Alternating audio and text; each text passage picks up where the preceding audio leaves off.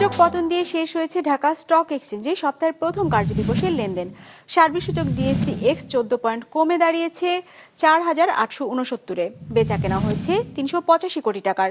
লেনদেনে অংশ নেওয়া প্রতিষ্ঠানগুলোর মধ্যে দর বেড়েছে 131টির, কমেছে 199টির, আর অপরিবর্তিত আছে 63টির দর।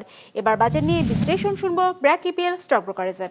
আজ ডিএসইএক্স ইন্ডেক্স ক্লোজ হয়েছে 4,869 পয়েন্টে, যা গত বুধবার থেকে 14.56 পয়েন্টস কম। আজ টার্নওভার ওয়াইজ মার্কেটে ঊর্ধ্বমুখী প্রবণতা লক্ষ্য করা গেছে, যা গত বুধবারের তুলনায় 13.9% বেশি। উল্লেখ্য, আজকের সেশনে লার্জ ক্যাপ সেক্টরে নেগেটিভ পারফরমেন্স লক্ষ্য করা গেছে, যার মধ্যে হাইয়েস্ট লস হয়েছে ফিউল অ্যান্ড পাওয়ার সেক্টরে, followed by food and allied and pharmaceuticals. Turnover wise top সেক্টরগুলো ছিল যথাক্রমে textile, followed by bank and food and allied. আজকে সর্বাধিক ট্রেডেড স্টকগুলো হলো City Bank PLC, Bangladesh Shipping Corporation and Rahima Food Corporation limited.